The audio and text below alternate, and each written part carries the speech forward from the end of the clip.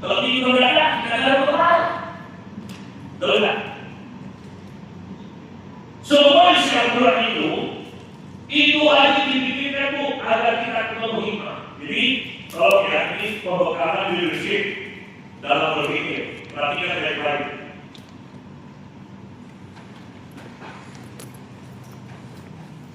Tafsirnya mau jadi apa?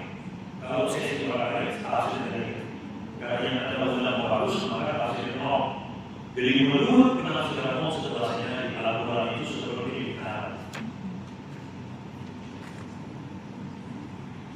Allah SWT menurunkan Al-Quran lewat seorang Rasul. Apakah yang ini Al-Qurannya? Apakah yang ini Al-Qurannya? Bukan. Karena Al-Quran tidak pernah turun dalam bentuk huruf. Ya, kalau ada ingat atau Rasul tidak ada satu ayat yang turun bentuknya huruf. Semua bunyi-bunyian atau semua kode-kodean, bahkan ada ayat yang turun itu bukan bentuknya kalimat, seperti bunyi lonceng yang sangat keras yang membuat telinga Rasul itu bersakit. Oke? Kenapa harus ditulis? Karena Rasul terbatas waktunya melayani umat, dia juga manusia biasa, beliau akan wafat.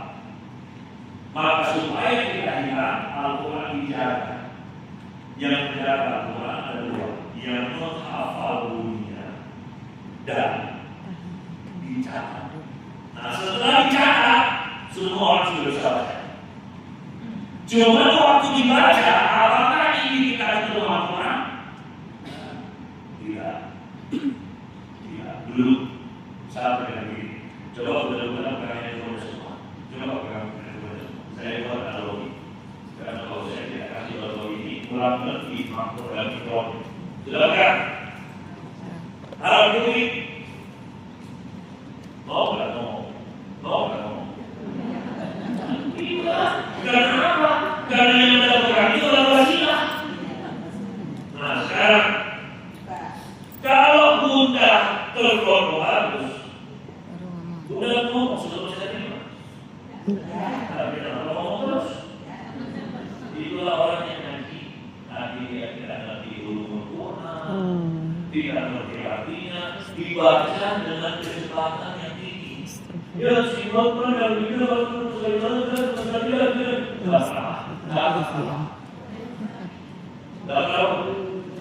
tapi kenapa itu teruskan? Dan janganlah kau membaca Al-Quran dengan berdasar setelah Rasul saja diomeli sama Allah. Dan janganlah kau menurunkan mulutmu karena nanti ayat-ayat kau masuk. Tiba-tiba Allah suaranya dia bagus ada di bumi. Dengarkan aku bagus suaranya. Ini mana orang masuk suara tidak ada suara bagus. Bagus. Dia suara bagus kalau kau jahat, kalau kasar sama suara itu, kenapa kau sih? Oke, kita lanjut. Jadi Al-Quran itu apa sih yang bagus? Apakah bentuknya? Bukan. Al-Quran itu sebuah atau sesuatu yang isinya adalah apa yang Allah maksudkan agar manusia mau paham apa maunya Allah. Nah itu sebuah letaknya di tengah. Oke, belum ada saya bilang apa? Mana ya? Tidak ada di sini ya. Mana ya?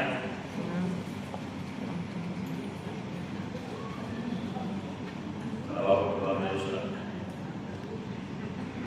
Yang beri orang ini. Iya. Ada kalau bunganya usah kawat, jangan bawa tidak usah. Perhatikan ya. Jadi bukan ini Al-Qurannya. Ini yang 37 dimulai dari Al-Fatihah, diakhiri dengan Anas. Oke, jadi kita buka ini ya. Sebenarnya ukurannya yang sesuai. Tetap itu. Kalau Bunda bicara sama Allah, apakah Bunda bicara sama Allah atau bicara sama handphone? Sama Allah. Nah, kalau begitu kenapa fokus sama handphonenya? Berarti orang yang ngaji, kalau dia tidak bicara sama Allah, berarti dia mau sama huruf. Oke? Jadi kita namanya logika ini, teknik menafsirkan agar kita paham. Nah, kalau itu aturan gimana? Setelah kau baca, kamu harus melakukan langkah pertama, fikirkan ayat itu. Oke? Setelah dipikirkan, hayati ayat itu. Setelah kamu hayati, muncullah sesuatu yang namanya akal. Kalau akalnya Allah memberi pelajaran. Jadi siapa yang hayati Al-Quran? Allah sendiri. Dia tidak datang ke Bunda belajar sains, dia Bunda ada saya ini, Bunda bilang bos seperti bosnya, ya Bunda saya ngaji. Apa Bunda yang sebenarnya? Nah, nanti saya pulang saya temukan dari tengah pemburu ngomong begini, bilang begini. Wah, terus kan, masalah. Oh, saya dari ya, buka surah Sok ayat 29, buka surah Sok ayat 29. Apa yang mau? Itu akan sama-sama. Jadi hari ini kita tidak ngaji Arabnya, kita ngaji Indonesia. Rata karena mulut. Hadis kedua Rasul katakan, makanya sebelum engkau berkata-kata, fikirkan dulu dalam-dalam, karena ucapan itu menduduki rating tertinggi yang membuat orang terjerumus ke dalam neraka jahanam yang dalamnya lebih luas daripada jalan timur ke barat. Tapi kita ini sudah mengurus FKMT, mulut cepat sekali bunyi yang menyakiti anggotanya. Sampai anggotanya sekarang setiap hari berkurang. Akhirnya, Bu pengurusnya mana? Saya. Anggotanya saya. Kalau kauniamu kaki kananmu sehat banget, kaki kanan paling bagus di dunia. Tapi kalau nggak punya kaki kiri, inilah orang yang cuma punya ilmu surat, tapi nggak tahu ilmu sirat. Akhirnya apa? Mau cari dana saja bingung, karena itulah tahu surat aja di kepalamu. Yang satunya enggak, ilmu ekonomi aja enggak punya ilmu Quran. Jadi kaki kirinya sehat, suruh jalan pun. Harusnya gimana? Ada ilmu Al-Quran surat, ada ilmu Al-Quran sirat.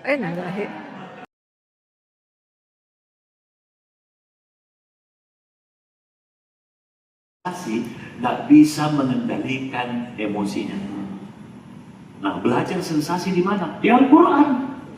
Al-Quran itu halaman 1 sampai halaman terakhir itu ilmu sensasi semua.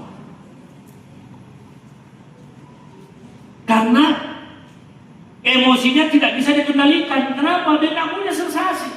Bagaimana caranya dapat sensasi? Pahami isi Al-Quran.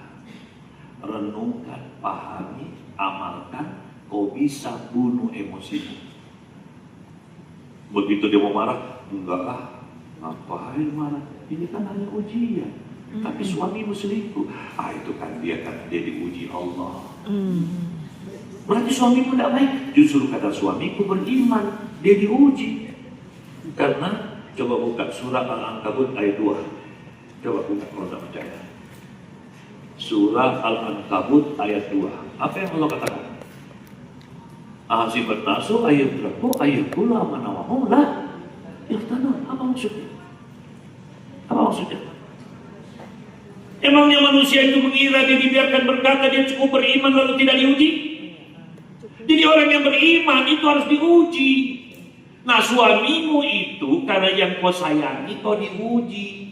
Nah suamimu juga karena dia beriman dia diuji. Dia didatangi oleh wanita-wanita cantik. Oke?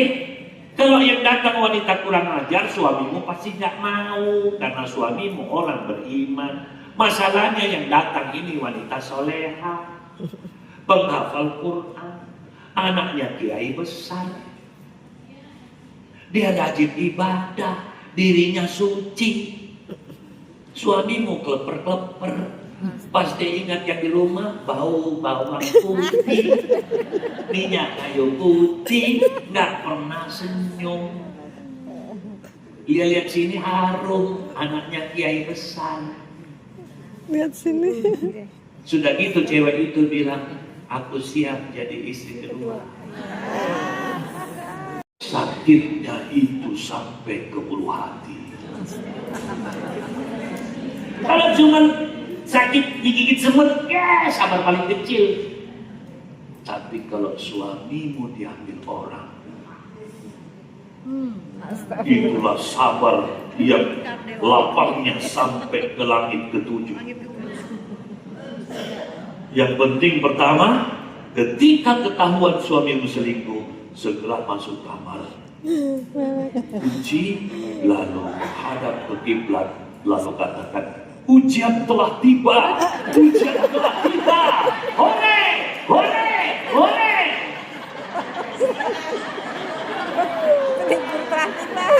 Akan bergembiralah. Ini tidak daripada saya harus menghadapi ini semua. Lebih baik aku mati. Bego. Ujian itu selalu menyerang yang kau sayangi, yang kau cintai. Oke, satu. Yang kedua, makanya harus tahu ilmunya. Apabila sesuatu kau sayangi, kau sukai, Allah ambil, tapi kau ridho dan sabar, tunggu Allah ganti yang lebih baik. Lihat Khadijah. Lihat Khadijah, berapa kali menjanda dapat Rasul. Khadijah itu 2 kali menjanda. Suami ketiganya dapat Rasul. Kamu baru suami pertama udah mau mati aja kau. Katanya ustazah. Makanya ada ustazah ngomong gini, ibu-ibu sekalian, para jamaah yang dirahmati Allah, kalau suami itu ingin nikah lagi, tidak apa-apa. Yang penting bukan suami saya. Okay.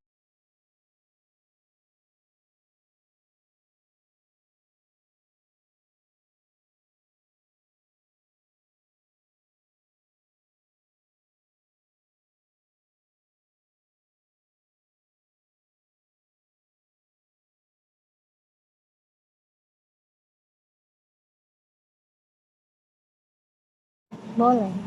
Apakah boleh marah? Boleh. Saya ulangi lagi ya. Apakah boleh marah? Boleh. Kenapa boleh? Emang Kenapa boleh? manusia. Ayo dipancing. Coba dikit lagi. Saya ulangi. Apakah boleh marah? Boleh. Ayolah. Boleh. Itu kan sifat fitrahnya. Fitrahnya manusia. Pemberian Allah. Yang tidak boleh itu melampiaskan Kemarahan. Iya. Marah biar aja. Marah. Betul dong, di dalam marah api, di sini air.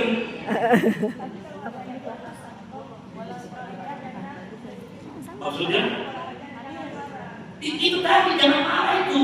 Melampiaskannya. Melampias. Hatinya marah. Marah di dalam. Keluar. Dari tahu. Iya. Tapi saya di sini senyum. Itulah yang dapat surga.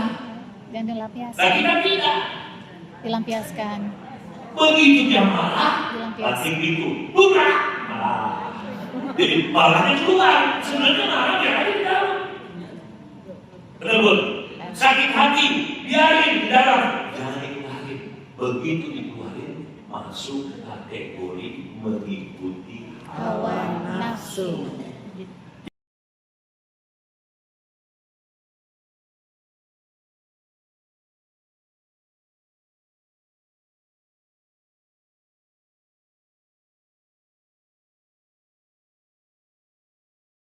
Kata Om Bagus akan jelaskan apa yang disampaikan oleh para ulama.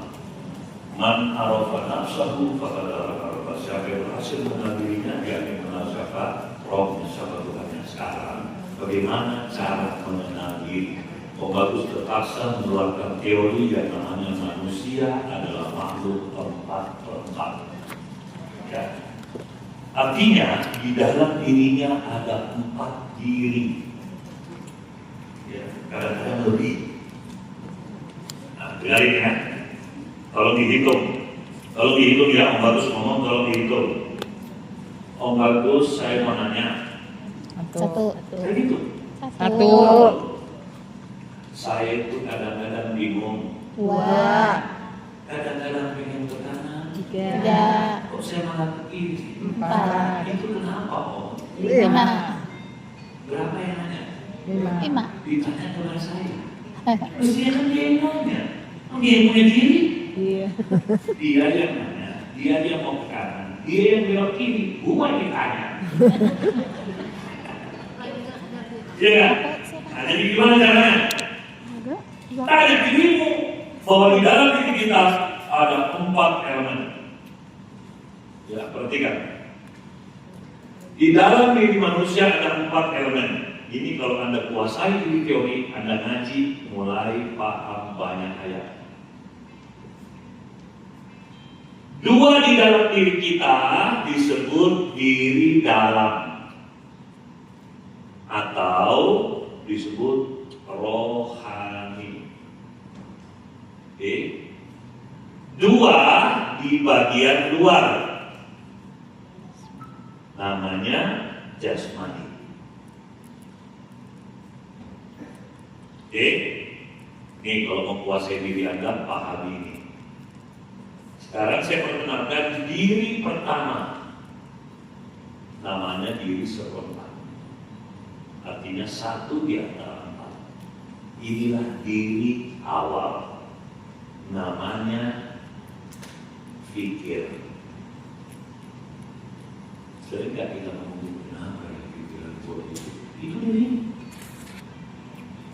Oh Bagus, kenapa sih saya selalu benci dia? Ini bagaimana Om supaya saya tidak memikirkan yang ini? Ini Abdul, diri kita pertama siapa? Pikir. Letaknya di mana? Di kepala. Oke? Di kepala. Perhatikan itu. Nah sekarang ini seandainya 2 waypoint, saya jelaskan lagi karena ini harus dijelaskan. Nanti setelah itu saya akan jelaskan. Fikir itu diri pertama. Fikir salah, diri kedua salah. Siapa diri kita kedua? Namanya Masuk. perasaan. Letaknya di mana? Di dada. Makanya Allah letakkan 2 alat vital di situ, paru-paru dan jantung. Makanya kalau Bunda tidak benar pikirannya, maka perasaan yang menguasai diri. Kita bilang apa? Kami benci Allah. Jantung saya kayak mencopot. Kenapa masuk itu? Paru-paru di mana? Dadanya kena.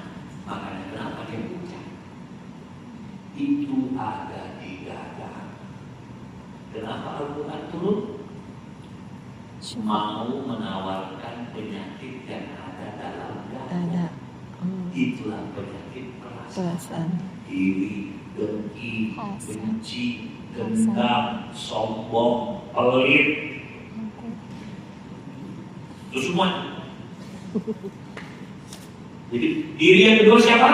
Perasaan. Perasaan. Sekarang mari kita ngaji hadis. Rasul katakan apa?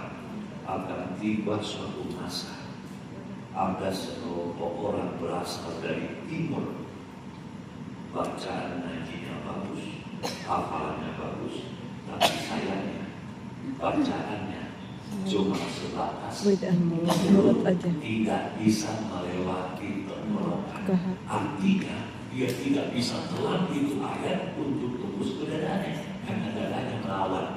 Contoh ya, dia ngaji, Inna Allah ma'asodiri masuk, dia berusaha terus. Ini ngomong apa? Sabar, gerak kali.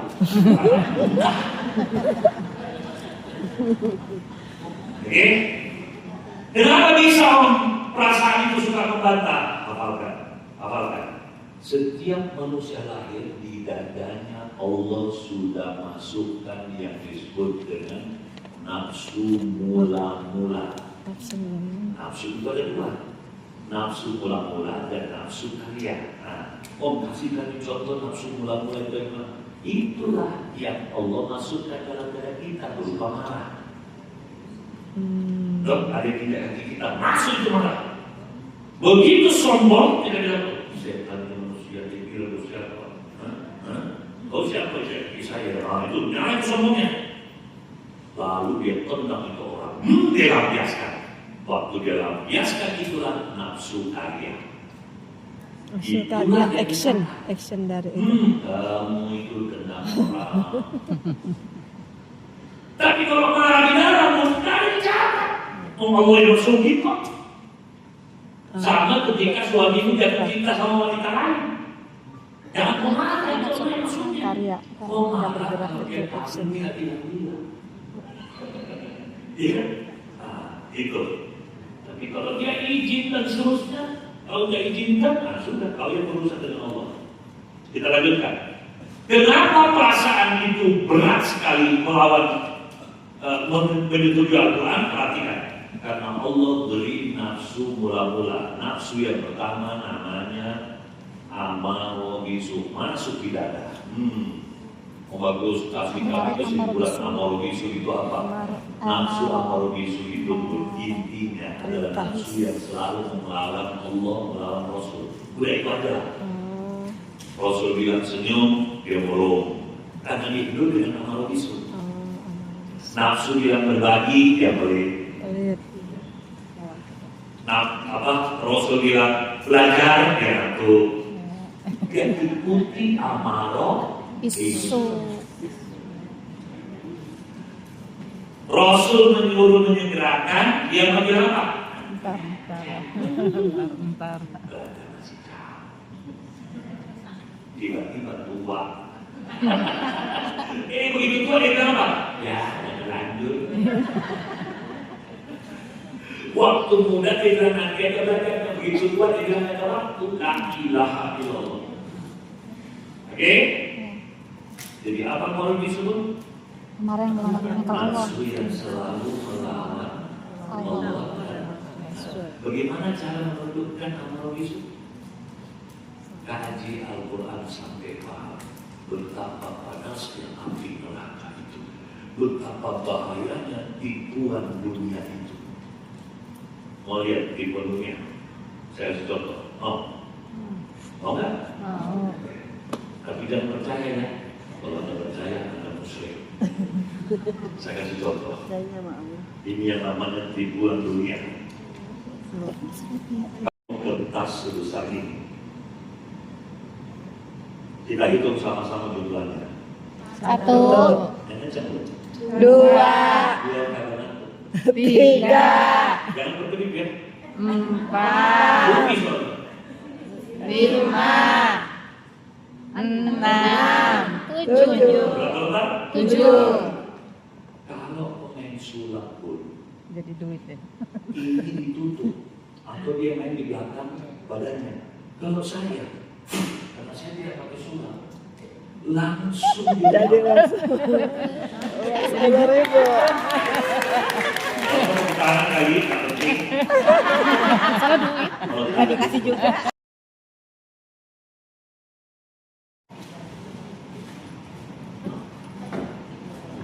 tahu.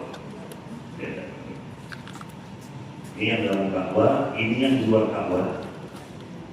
Ini yang emas untuk bakar. Masya Allah. Berat. Ini berat. Jadi ngangkat dari kayaknya bertenaga. Kelihatan berat ya. Cakep ya. Oh ya, udah kamu tadi. Ini Islam Ka'bah yang 8 tahun lalu dilepas. Jadi Bani Sayyab. Masih juga dan peraknya juga tak hilang. Ini foto nih nanti kirim ke aku. Siap ya. Supaya kita bisa Masjidil Haram Ada di Bani Saibah. Masya Allah. Mana? ya. Yang hijau yang di dalam Ka'bah. Silakan mendekat foto nggak apa-apa. Oh, boleh. Kan sudah. Alhamdulillahirrahmanirrahim.